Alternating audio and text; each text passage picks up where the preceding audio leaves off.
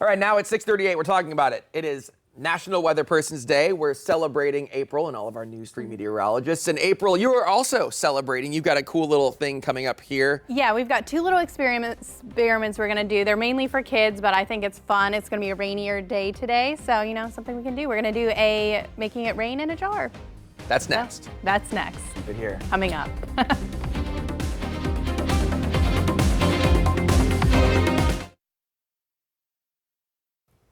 All right, everybody, welcome back. We've added a little bit more to our desk. It's a little bit more of a lab. It is. Right now, right? So National Weatherperson's Day.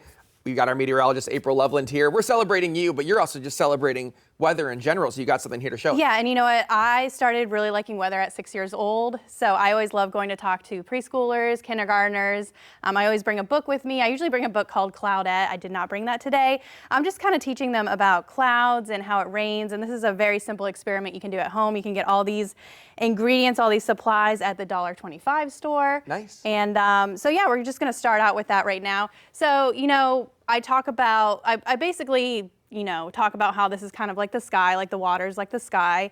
And we get clouds that build, and the bigger they build, they get full of more water, more rain. So I'm just gonna kind of put this in there. Okay. Shaving cream that you can get. Not whipped cream. Not whipped cream. Anthony was like, is this edible? I was like, no. And then you wanna take a container, fill it with a little bit of water, and then you can use food coloring. Of course, you can get this at the $1.25 store. Easy enough. Yep. I used blue for this just to, because it's rain, but I mean, you can do all kinds of cool colors. And then you want to take a medicine dropper. I actually took this from Zealand. I'm not going to reuse this, but it's perfect.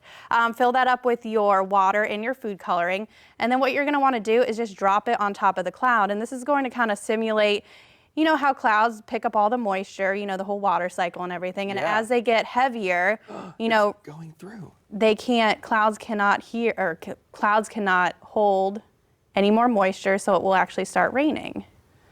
Wow. And it'll take a little bit, but it's just something fun. You know, the kids can sit, they can do their little dropper, they can drop it on top of their fake little shaving cream cloud. And you can see it start to come through there in the jar, And you have a final product right over here, Yeah, I do have a final product. This one has been sitting there for a little bit. So yeah, you could start adding some other colors too if you would like to, and do like a little That's really fun and perfect experiment for kids to kind of just, like you said, explain how clouds work and how they work with moisture. Yeah.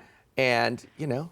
And you know, clouds weigh tons and tons. They look not, you know, light and fluffy, but they're really not. So yeah, the heavier a cloud gets, it can no longer hold all that moisture, so it has to rain. So that's where it has to go, and it has to fall down on us, and that's what's going to be happening later today. So maybe a good experiment that parents can do with their kids. And also just want to say this is a great book if your child is really excited about weather. It's called All About Weather. Also the book called Cloudette. You can find them on Amazon or in the store. So two great books to get your little ones excited about weather. Perfect. Well, thank you so much, April. Happy National Weatherperson's Day. We're going to have another one of these experiments in the next hour of News 3 this morning.